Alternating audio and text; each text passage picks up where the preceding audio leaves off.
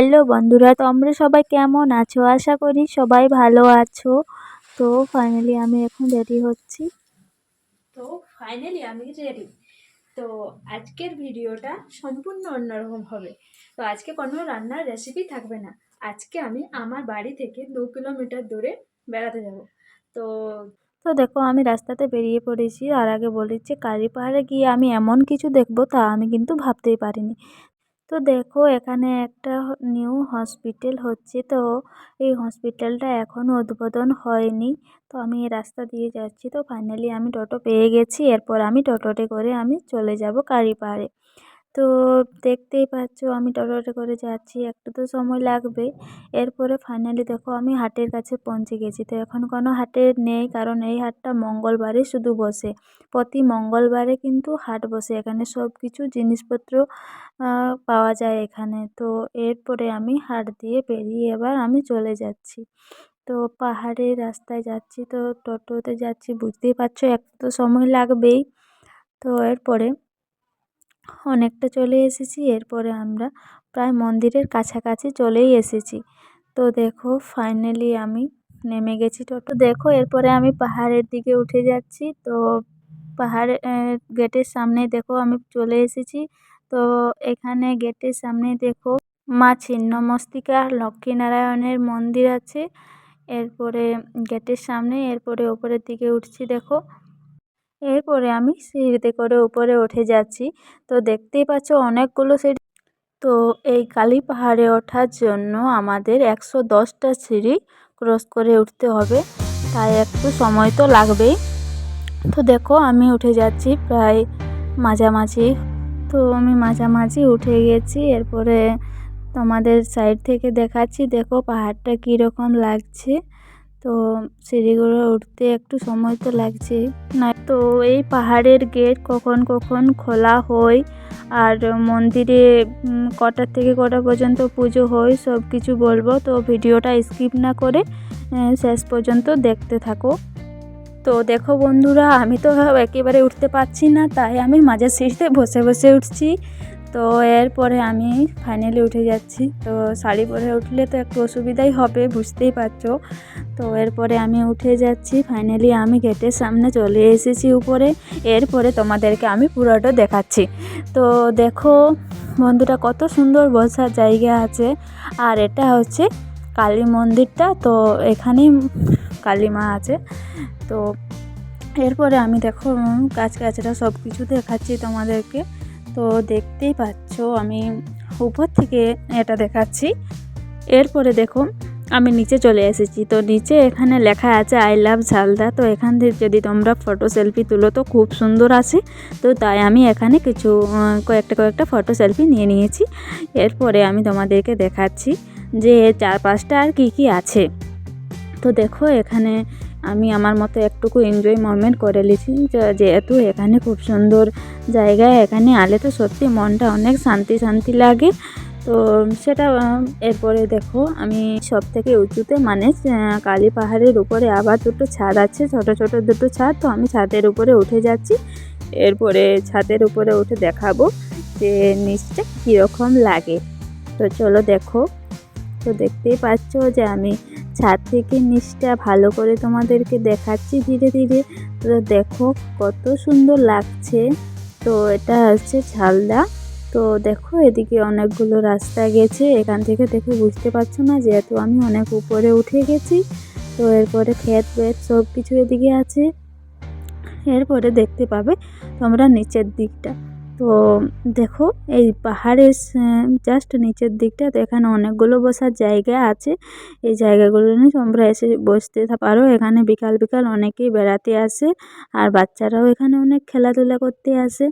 তো দেখো এগুলানে বসার জায়গা হলো। আর এরপরে আরেকটা ছাদ আছে। তো সেখানে এরপরে আমি উঠে যাচ্ছি।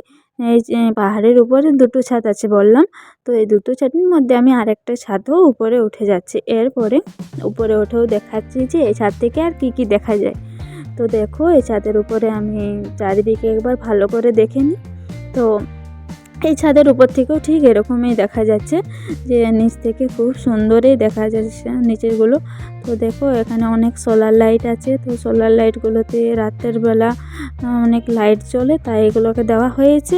আর দেখাচ্ছে ঝালদা, দেখো ওই সাইডে আরও অনেক পাহাড় দেখাচ্ছে। তো এখানে আরও অনেক ঝালদাতে পাহাড় আছে, তো বানসা পাহাড়, তারপরে সিকড়া পাহাড়। তা আমি চলে এসেছি এখন কালী পাহাড়, তো এটাও সবথেকে শ্রেষ্ঠ পাহাড়। তো এরপরে দেখো এদিকে রাস্তা দেখা যাচ্ছে, ওদিক দিয়ে পুরুলিয়া যাওয়ার রাস্তা আছে। আর এরপরে আমি দেখাচ্ছি এবার নিচের দিকটা। তো এবার নিচের দিকটা আমি নেমে যাচ্ছি। তো দেখো আমি ছাদ থেকে আবার নিচে নেমে এলাম। তো এরপরে আমি আরও কিছু দেখাচ্ছি তোমাদেরকে, আরও অনেক কিছু দেখার আছে, তো একে একে দেখাচ্ছি, চলো আমি যাচ্ছি। এই মন্দিরটা কতটা পরিষ্কার পরিচ্ছন্ন আছে, মানে নিচের দিকটা, পাহাড়ের দিকটা বলছি। তো এখানে সত্যি মানে বিকালে এলে তো মনটা একদম ফ্রেশ হয়ে যায় যাকে বলে। তো দেখতেই পাচ্ছ এতগুলো বসার জায়গা আছে, তো এখানে সবাই বেড়াতে আসে বলছি না। তো এরপরে আমি চলো দেখাচ্ছি তোমাদেরকে, আরও অনেক কিছু দেখার আছে এখানে। তো দেখো বন্ধুরা, এখানে ফোয়ারার মতন আছে, তো এটা কালী পুজোর সময় অনেক দেখতে পাচ্ছ এটা ফোয়ারা। তো ফোয়ারাতে এখন জল নেই, শুকিয়ে গেছে, এটাকে কালী পুজোর সময় জল দিয়ে আবার সাজানো হবে। তো এরপরে দেখো আমি ওই দিকটা দিয়ে দেখাচ্ছি, আমি এক সাইডে এতক্ষণ পর্যন্ত দেখালাম, এরপরে আমি অন্য সাইডের দিকে চলে যাচ্ছি।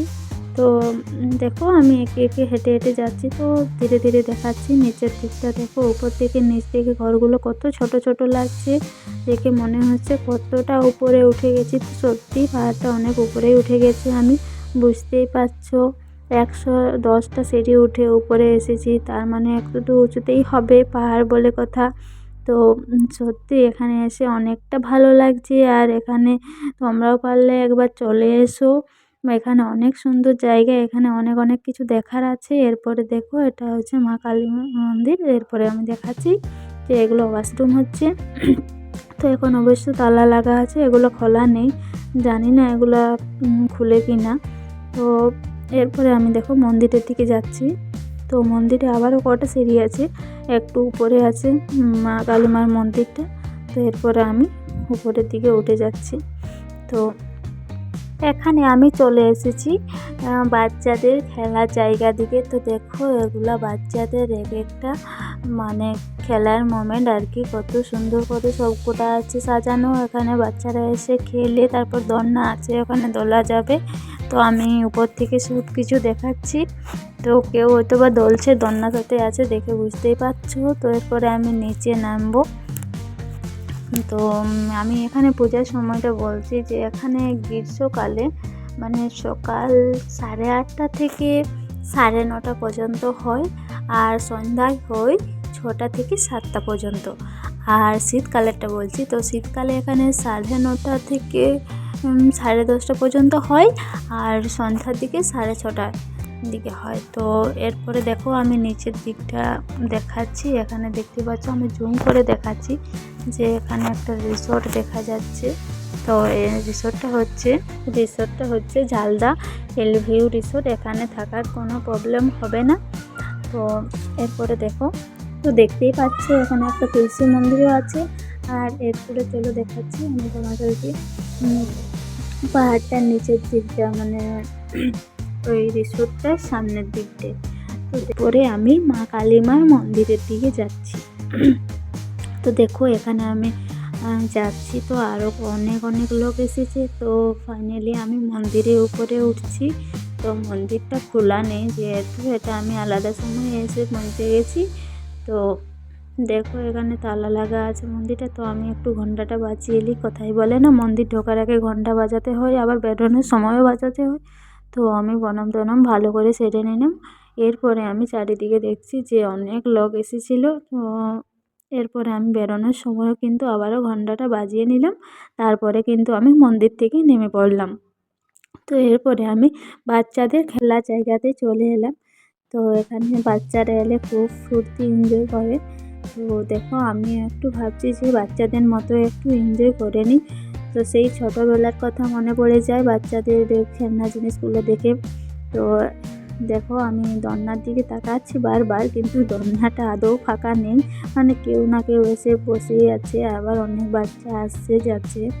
তো যাই হোক, আমি দোলনাটার দিকে যাই, না হলে তো আর পাবো না, একটু দোলেনি। তো দেখো ফাঁকা হয়ে গেল, আমি গেলাম আর ওরা বুঝতে পেরে গেছে যে আমি এবার চাপবো। তো এরপরে আমি দেখো দোলনাতে দোলছি, তো আমি তো খুব জোরে দোলতে পারি না, তাই আমি হালকা জোরে একটু দোলাতে বলে দিয়েছি। তো এরপরে আমাকে হালকায় দোলাচ্ছে। তো দেখো আমার সত্যিই খুব কিন্তু ভালো লেগেছিলো এখানে।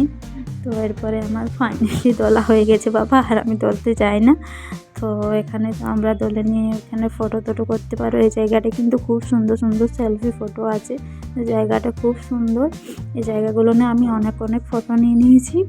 তো এরপরে দেখো নিচের দিকটা কত সুন্দর, মানে কত সুন্দর সেলফি আছে। তো কোথায় আছে না গাছগাছরা, পুরুলিয়া, এগুলো হচ্ছে পুরুলিয়ার একটা ঐতিহ্য।